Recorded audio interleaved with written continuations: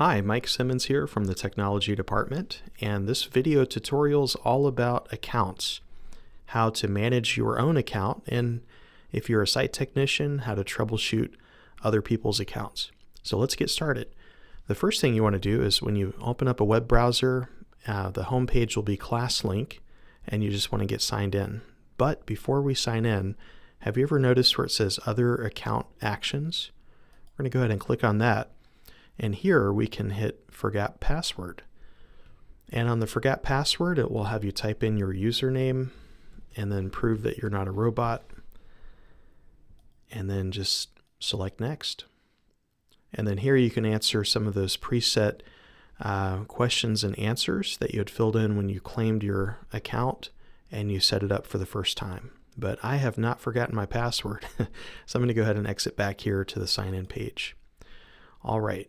So once we get signed in, there is a section that talks about account management, and that's going to be located inside of the District Tools folder.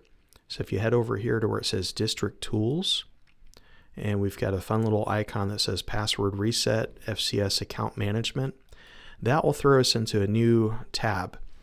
Now, some people call this Rapid ID or Rapid Identity, and the website, if you want to go direct to it, is simply me.forsythk12.org. That's pretty simple to remember, me.forsythk12.org.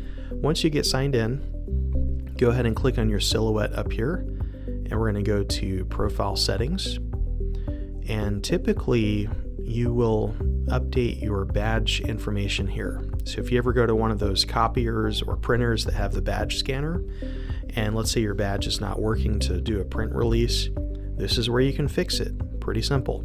All you have to do is when you hit your silhouette, hit Edit Profile, and then you're going to scroll down, and where it says badge number, you can input your badge number. If you turn your badge around and look at the barcode, underneath the barcode on the lower right corner, it's going to have a series of numbers. And the numbers you're looking for are the last set of numbers. It's just those 5 numbers at the end. So you're going to type in those 5 numbers from the back of the badge and then hit Save. The other thing you can do is if you ever want to change your display name, and that's going to be if you're emailing or doing anything with Office applications and how it's displayed, you can change it right there. But if you need to do a legal name change, you would need to fill out a form through HR, and I'll show you how to do that here in a moment. But your display name, you can change it right there. Like let's say I don't want to go by Michael, I'd rather be Mike. I can change it right here to Mike and then just hit Save Changes. But I really don't want to change my display name. I'll just keep it as is, no big deal. And then if you scroll down a little bit further, it's just going to show what parts of groups that you're a part of. A lot of this might look like gibberish, but for the site technician, this is extremely helpful to see what groups that person's a part of. And so, especially when it comes to printing, you want to make sure that they are part of the paper cut group, and we've got paper cut staff right there. And so that's a good thing to look for. I'm going to go ahead and cancel out any changes. I really don't need to change anything. Let me show you if you're a site technician trying to reset or help someone with their password and maybe they forgot it and they forgot their security questions.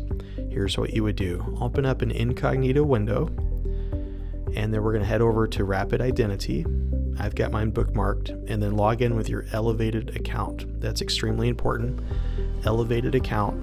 Once you get that logged into, then we're going to head up here to where it says Dashboard, and then do People, and then we've got any of the school staff password management. You'll need to be part of that group to manage people's passwords.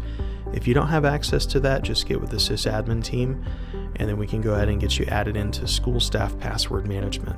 So school staff, that's anyone that's in the buildings that you support. And so what you'll do is when you click on the person, or you can search for the name or the username up here, we're going to go ahead and either change the password, see right down here, so I have the person selected, change the password, or I can unlock. Maybe they entered it too many times incorrectly and they just need to simply unlock it, but they remembered the password after the fact. You can hit unlock and just hit yes, or If you change the password, make sure that the user is sitting there with you, because we have to identify them with their badge and be able to see them in person.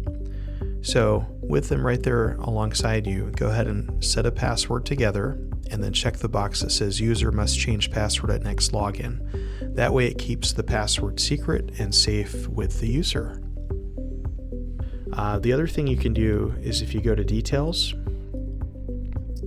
you can update their badge number on their behalf. So you would just hit edit profile, scroll down to where it has display name and badge numbers right here. So it says badge number, you type it in and then hit save.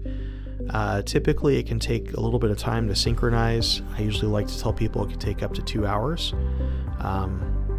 And in reality, it can happen as quickly as 20 minutes, but 2 hours is a safe bet, depending on the synchronization, everything happening in the background. So one last thing is, if you wanted to change your name legally, again, that's through HR, but a quicker way to do that, etcentral.forsythk12.org. And once you get that page loaded up, it's going to be under Forms. And then it says right here, name change request. And then you would go ahead and submit that for yourself, and then just put in your old information, new information, add any attachments, and then hit submit. And that's a really quick way to get that form over to HR without having to go through a lot of other hoops. And so that would be a good place to go. And I thank you guys so much for watching this tutorial, and I hope you have a great day.